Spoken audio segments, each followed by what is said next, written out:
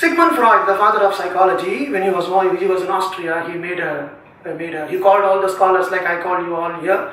He said, the human mind is a beautiful organ, and what is in the mind will reflect in the words. When I am talking to the people, what is in my mind will be shown in my language, and a slip will happen, and a few words will slip out of my tongue, and it will come and fall. This is called Freudian slips. He said, the words will slip. They asked, how, sir, how the words will slip? He said, because the brain has an area for words. And Freud was able to answer that much only. And after the days of Freud, they discovered the MRI machine. When they run the MRI machine, today's scientific theory is the human brain has cerebral cortex. In cerebral cortex, there is a vocabulary. Okay? There is a vocabulary. I know 2 languages, English and Tamil. I have 2 vocabularies. You people know 3 or 4. Sir has 6 vocabularies. So 6 languages he has. So people will have so many languages. As the language you are there, when you are going to talk something, your brain will pick up a word from the vocabulary and it will arrange it and give it. When it is keep on happening, when you are talking to a person with a lot of anger and trying to smile, so very nice, sir, nice to meet you, sir. Actually you are very angry with the person. Then what happens when slip of the tongue comes? Something we say. So for example, a student is there, a PG student, PhD, his guide has not completed him.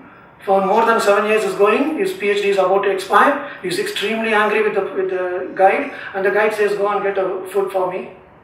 And now he is coming and giving the key, and he is saying, he is looking at the almost bald head of the third person. He used to die. So when will you die? What? So when will you die, sir, your hand? Actually, he said, when will you die? Because his subconscious mind will come out. This is called Freudian slips. That is what the policeman, when you do a crime, the policeman take him to say police interrogation for 7 days. You know what they will do?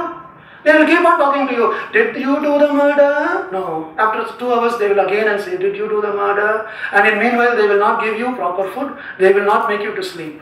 So you are sleep deprived, your mind is getting totally disturbed. On the 2nd day, 3rd day, for the 100th time, another person will ask, did you do the murder? You say, yes, actually I don't want to do it.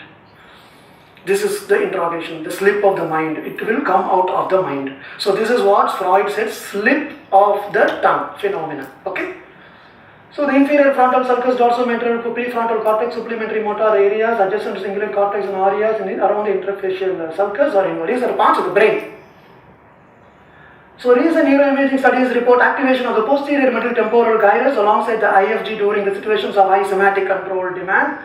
So these are the areas. Let us go to the third para. In Quran 139, Wallower proposes an hypothesis which was similar to a concept supported by Sigmund Freud during the beginning of the 20th century and proved by neurolinguistics in the 21st century. Astonishingly, the words that carry the literal meaning of slip is used by both Wallower and Freud in their own languages.